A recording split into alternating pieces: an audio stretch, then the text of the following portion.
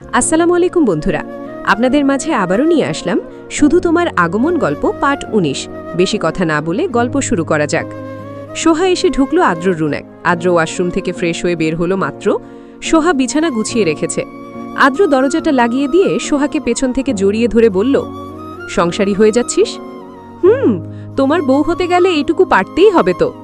বাব্বা, এত উতলা বউ হওয়ার? সোহা পেছন ফিরে বলল, এসব কথা ছাড়ো, শোনো, আব্বু আম্মু আসবে আজকে। তুমি কিন্তু তাদের সামনে কিছু ইশারা করবে না, খাবার টেবিলেও না, বুঝলে? আচ্ছা, বুঝলাম, মনে থাকে যেন। তাহলে আমি গেলাম। আদ্র ওর হাত ধরে বলল, এই শোন না, চল আমরা নিজেরাই বিয়ে করে ফেলি, পরে না হয় বাড়িতে জানিয়ে দিব। এতে সবাই খুব কষ্ট পাবে। আদ্র ফোঁস করে শ্বাস ছেড়ে বলল, সবার কষ্ট চোখ পড়ে আর আমার কষ্ট চোখ পড়ে না রে সোহা। রুদ্র অফিসে যাওয়ার জন্য রেডি হচ্ছিল, আর সবাই অফিসে চলে গিয়েছে। অধরা আর সোহা রুদ্রের সাথে যাবে কলেজে। তিনজনে খাবার টেবিলে এসে বসল। অধরা একটু তাড়াতাড়ি খাবারটা শেষ করে রুদ্রকে বলল, ভাইয়া চলুন। অনিমা বললেন, ওর খাওয়া হয়েছে কি? তোর এত তাড়া কিসের আজকে? কই তাড়া? ওখানে চুপচাপ গিয়ে বস, রুদ্র খাবে তারপর যাবে। ঠিক আছে। রুদ্র চালাকি করে আরও আস্তে ধীরে খাবার খেতে শুরু করল। সোহার খাওয়া শেষ, ও গিয়ে অধরার পাশে বসল। অনিমা রুমে চলে গেলেন।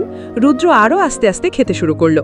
অধরা মনে মনে বলল, যাহ, চেয়েছিলাম আজকে কলেজে গিয়ে রাকিবের সাথে কথা বলবো, তা আর হবে না। লোকটা ইচ্ছে করে এমন করে খাচ্ছে, ইচ্ছে করছে নিজেই খাইয়ে দিয়ে আসি। রুদ্র পাক্কা ১৫ মিনিট পরে উঠল। অধরা ওর আগেই গিয়ে গাড়িতে উঠল। রুদ্র গাড়িতে উঠে বসল আর বলল, এত তাড়াহুড়ো করছিস কেন? আমি না গেলে কি যেতে পারবি? অধরা হাসার চেষ্টা করে বলল, একটু তাড়াতাড়ি যান না, কলেজে একটু দরকার আছে। রুদ্র তবুও তাড়াতাড়ি করল না। গাড়ির বাহিরে কিছুক্ষণ দাঁড়িয়ে থেকে শুধুই ফোনটা স্ক্রল করে গাড়িতে উঠে বসল। এরপরে গাড়ি স্টার্ট দিল। দুপুরে একটু তাড়াহুড়োর মধ্য দিয়েই রুদ্র ফিরে এলো। যেখানে বাড়ির সবাই সোহার বাবা মা আসার ব্যস্তে রান্নাবান্না করছে, সেখানে রুদ্রকে কেউ খেয়ালই করল না। ও সোজা উপরে এসে অধরার রুনা ঢুকল। অধরা কলেজ ড্রেসটা খুলে ফোনটা নিয়ে দাঁড়িয়েছিল। আজকে রাকিবের সাথে ভালোভাবে কথা বলে ওকে বুঝিয়েছে। মনে হয় না আর এই নিয়ে ও এগোবে। রুদ্র হুড়মুড়িয়ে রুমে ঢুকে বলল, কখন ফিরেছিস? মাত্রই। কোথায় গিয়েছিলি? এত দেরি হলো কেন? কোথাও যাইনি তো। রুদ্র তীক্ষ্ণ দৃষ্টিতে তাকিয়ে বলল, রাকিবের সাথে কথা বলেছিস? অধরা লুকালো না, বলে দিল, হ্যাঁ বলেছি। আসলে ও না জেনেই বারবার বিরক্ত করছিল বলেই ভালোভাবে বুঝিয়ে বলেছি। এরপরে আর কথা বলবে না। রুদ্র তপ্ত শ্বাস ফেলে রুম থেকে বেরিয়ে নিজের রুমে ঢুকল। জাস্ট সহ্য হয় না অধরার সাথে রাকিবের কথা বলা। এর মাঝে আবার মেসেজও এলো কয়েকটা, নাইরার মেসেজ। রুদ্র মেসেজ দেখে রেগে সব জায়গা থেকে ওকে ব্লক করে দিল। এরপরে ফোনটা বিছানায় ছুঁড়ে ওইভাবেই ঢুকল ওয়াশরুমে। এদিকে অধরা রুদ্রের থেকে কোনো উত্তর না পেয়ে চলে এলো রুদ্রের রুমে। রুদ্র ওয়াশরুমে শাওয়ার নিচ্ছে। পানির ঝর্ণার নিচে দাঁড়িয়ে মূলত এক প্রকার রাগে ফুঁসছে। বরাবরের মতো রাগ এভাবেই কন্ট্রোল করার চেষ্টা করে। অধরা ফিরে এলো রুমে। ও নিজেও শাওয়ার নিয়ে খেতে এলো। এরপরে চুপচাপ খেয়ে রুদ্রকে ডাকতে গেল, কিন্তু রুদ্র তখনও বের হয়নি। একে তো সকালে ওই মেয়ের কথাগুলো, আবার এখন অধরা আর রাকিবের কথা বলা। অধরার রুমে ফিরে কিছুক্ষণ বসে রইল। আধ ঘন্টা পরে আবার রুদ্রের রুমে এলো। তখনও ওয়াশরুম থেকে পানির শব্দ পেল ও। একটা মানুষ এতক্ষণ পানির নিচে থাকে কেমনে? অধরা ভাবল হয়তো বেরোবে, তাই চলে এলো নিজের রুমে। সোহাও বাড়িতে ফিরল। অধরা সোহার সাথে আরও কিছুক্ষণ কথা বলে রুদ্রের রুমে এলো। তখনও রুদ্র বের হয়নি। অধরা দরজা ধাক্কালো। রুদ্র নিরেট কণ্ঠে বলল, কে? আমি অধরা, দরজা খোলো। এতক্ষণ কেউ শাওয়ার নেয়? ঠান্ডা জ্বর হবে, বের হও। রুদ্রের রাগ কি আর রাগ রইল? কোথায় হাওয়া হয়ে গেল ওরও অজানা। শুধু টাওয়ালটা পরে ভেজা অবস্থায় বের হলো। অধরা পিছিয়ে গিয়ে বলল, এতক্ষণ লাগে? প্রায় ২ ঘন্টা তো হবেই। আগে এক জায়গায় ছিলেন, সেখানে না হয় অভ্যেস ছিল। দেশে এসে এতক্ষণ গোসল করলেন, শরীর খারাপ করবে না? রুদ্র আরেকটা টাওয়াল নিয়ে মাথা মুছতে মুছতে বলল, ভালো লাগছিল না, তাই ঠান্ডা পানির নিচে দাঁড়িয়েছিলাম। অধরা বিছানায় এসে বলল, যখন জ্বর আসবে তখন ভালো লাগবে। তুই পাশে থাকলে জ্বরও ভালোই লাগবে। সবসময় বাজে কথা না, ভালো কথা। বিকেলে আর রুদ্র কিছু খেল না। রুকাইয়া সন্ধ্যার শত পরপরই রুদ্রের খাবার রুমেই দিয়ে গেলেন। রুদ্র খাবার খেয়ে বাহিরে গেল, সাথে আদ্রকেও নিয়ে গেল। আরমান নেওয়াজ আদনান নেওয়াজের সাথে বসে কথা বলছেন। রুদ্র আর অধরার বিয়ের ব্যাপারেই কথা বলছেন। এতদিন আদনান নেওয়াজ বাড়িতে না থাকায় অনেক কিছুই জানেন না, সেগুলোই বলছিলেন। রাত 10টা। অধরা সারা রুমে পায়চারি করছে। রুদ্র বিকেল থেকে মেসেজ দেয়নি, কলও দেয়নি। সন্ধ্যায় কোথায় যেন বের হয়ে গেল আর ফিরেনি। আদ্রকে সাথে নিয়ে গিয়েছে। অধরা রুদ্রকে মেসেজ না দিয়ে আদ্রকে মেসেজ দিল। ভাইয়া কোথায় তুমি? বাড়িতে ঢুকলাম মাত্র। কোনো দরকারি কাজে গিয়েছিলে নাকি? রুদ্র নিয়ে গিয়েছিল। সে কোথায় এখন? রুমে গেল। অধরা মিনিট 20 পরে রুদ্রের রুমে এলো, হাতে কফির মগ, কিন্তু তাতে কফি নেই, শুধু পানি। ইচ্ছে করেই নিয়ে এসেছে। বিকেল থেকে এই পর্যন্ত মেসেজ না দেওয়ারই শাস্তি এটা। রুদ্র বিছানায় বসে আছে, চোখ দুটো লাল, শরীরটা একটু খারাপ লাগছে। অধরা কফির মগ এগিয়ে দিল। রুদ্র কফিতে চুমুক দিতেই নাক মুখ কুচকে নিয়ে বলল, কি এটা? কফি? তা এমন স্বাদ কেন? নতুন স্টাইলে বানিয়েছি। রুদ্র আরেক চুমুক দিয়ে বুঝতে পারল এটা পানি। ও ঢকঢক করে পানিটুকু খেয়ে কফির মগ দিয়ে বলল, সেই মজা, একদম বিরিয়ানির টেস্ট। অধরা হতবাক হয়ে তাকিয়ে মনে মনে বলল, মাথাটা থাকি খারাপ হলো নাকি উনার? পানি আবার বিরিয়ানির মতো টেস্ট হয় কি করে? ভাবতে ভাবতে অধরা কফির মগটা নিয়ে চলে যেতেই আবার ফিরে এসে রুদ্রের কপালে হাত রেখে উদ্বিগ্ন কণ্ঠে বলল, এ কি, আপনার শরীরে তো খুব জ্বর, এই জন্যই তো চোখ লাল দেখাচ্ছে। এতক্ষণ বাহিরে ছিলেন, বুঝতে পারেননি শরীরে জ্বর এসেছে? আর আদ্র ভাইকে বুঝতে পারেননি? পাশেই তো ছিল, নিশ্চয়ই এতক্ষণ শাওয়ার নেওয়ার কারণেই। আমি বড় আম্মুকে ডেকে আনছি। রুদ্র অধরার হাত ধরে বলল, সবসময় বড় আম্মু করিস কেন? তুই থাক, তুই সেবা কর।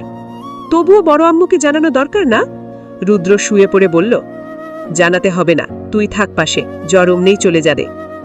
আমি থাকলে জ্বর ভালো হবে কি করে শুনি? ডেকে আনি বড় আম্মুকে? রুদ্র রেগে গিয়ে বলল, আর একটা কথা বলবি তো, তোর খবর আছে, দরজা লাগিয়ে দিয়ে আই, বোমাবো। অধরা চোখ পিটপিট করে তাকিয়ে বলল, ছি, জ্বরের ঘরে কি দিয়ে কি বলছেন? রুদ্র বিছানা থেকে নেমে বিড়বিড় করে আরো কি যেন বলতে বলতে ওয়াশরুমে ঢুকল। আসলেই জ্বরের ঘরে মাথাটা গিয়েছে, তার উপরে আবার বাহিরে গিয়েছিল, মাথাটাও ধরে আছে। অধরা এই ফাঁকে রুম থেকে বেরিয়ে চলে এলো নিচে, এরপরে সোজা ঢুকলো ওর বড় আম্মুর ঘরে। রুকাইয়াকে গিয়ে বলল, বড় আম্মু, তোমার বড় ছেলের জ্বর এসেছে। কি, জ্বর এসেছে? দেখে এলাম। আরমান নেওয়াজ শোয়া থেকে উঠে বসলেন। রুকাইয়াকে বললেন, সাইড টেবিলে দেখো ওষুধ আছে, ওষুধ নিয়ে ওর কাছে যাও, জ্বর মাথায় উঠতে দেওয়া যাবে না। এই শুনে রুকাইয়া চলে গেলেন, পেছন পেছন অধরাও গেল। রুকাইয়া এসে ছেলের পাশে বসলেন, জিজ্ঞাসা করলেন ওষুধ খেয়েছে কিনা। রুদ্র বলল ওষুধ মাত্রই খেয়ে শুয়েছে। অধরা একপাশে দাঁড়িয়ে আছে। রুদ্র উঠে বসে বলল, আমার রুমে কি, যা বের হ। রুকাইয়া রুদ্রকে বললেন, মেয়েটাকে ওভাবে কেন বলছিস? রুদ্র কর্কশ কণ্ঠে বলল, ওকে বলেছিলাম মাকে বলার দরকার নেই, তুই থাক। ও কি করেছে? তোমাকে গিয়ে বলেছে। যেহেতু তুমি এসেছো, তাহলে ও এখানে থাকবে কেন? এই যা বের হ, আর আসবি না আমার রুমে। অধরার রাগ হলো, কিন্তু তার থেকেও শেষের কথাটাই খারাপ লাগলো বেশি। কোনো কথা না বলে চুপচাপ বেরিয়ে গেল। রুকাইয়া রুদ্রকে বললেন, তুইও না একটু ভালো করে বলতি, এভাবে কেন বললি? রুদ্র তপ্ত শ্বাস ফেলে বলল, আমার মাথা ঠিক নেই মা, সকালে সরি বলবো, ঠিক হয়ে যাবে। রাতে রুদ্রর মন মেজাজ খারাপ থাকায় ও ওর মাকে থাকতে দিল না, জোর করে রুমে পাঠিয়ে দিল। এদিকে অধরা রুমে এসে দরজা লাগিয়ে ব্যালকনিতে বসে রুদ্রর সেই কথা নিয়ে পড়ে আছে। ওর ইচ্ছে করছে বাড়ি ছেড়ে চলে যেতে। রুদ্র কেমন করে বলল, আমার ঘরে আর আসবি না?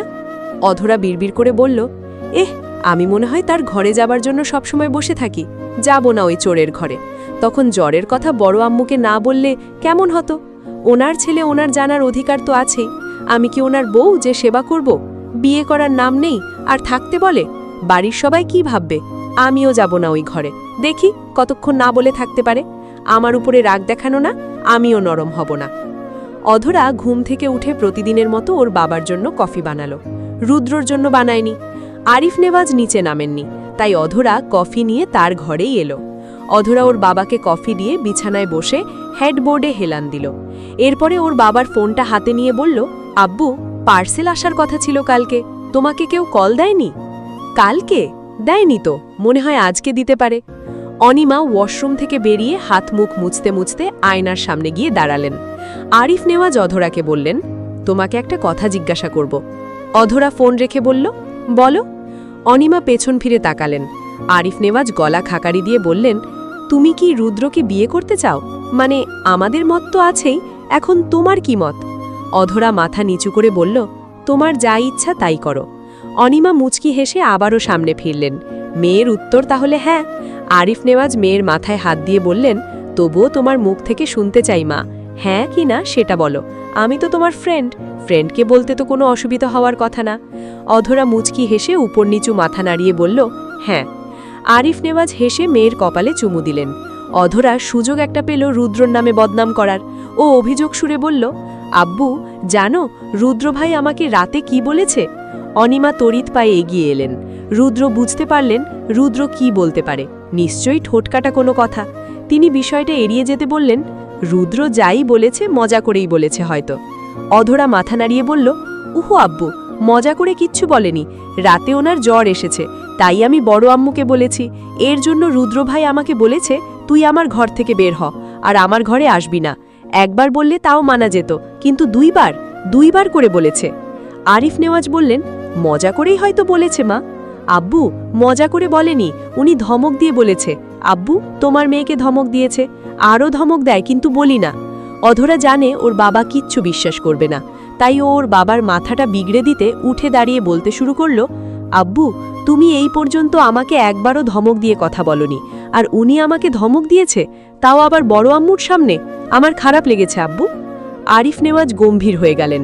মেয়ের খারাপ লেগেছে আর তিনি এখন সেটাকে মজা ভাববেন না তা না, কিন্তু এতে কি বা করবেন তিনি? রুদ্রকে বকবেন? কিন্তু ছেলেটা তো তেমন না, বড়ও হয়েছে, বকলে কেমন দেখায়? আরিফ নেওয়াজ এত ভাবাভাবি বাদ দিয়ে গম্ভীর কণ্ঠে বললেন, তুমি রুমে গিয়ে পড়তে বসো, আমি কলেজে নিয়ে যাব আজকে। ঠিক আছে আব্বু। আরিফ নেওয়াজ এইটা না বললে এতক্ষণে ওর মেয়ে এক দফা রাগ ঢালত। যদি কিছুই না বলতেন তাহলে অধরা বলতো, আব্বু তুমি রুদ্রর পক্ষে চলে গেলে। এদিকে রুদ্র ঘুম থেকে উঠল 7টার দিকে। ফোনটা হাতে নিয়ে টাইম দেখতেই ভ্রুজোড়া কুঁচকে নিল। শোয়া থেকে উঠে বসে বলল, 7টা বাজল, অথচ অধরা ডাকতে এলো না। প্রতিদিন তো 6টা বাজলেই হামলা চালায় দরজার উপরে, আজ হামলা চালালো না, ব্যাপার কি?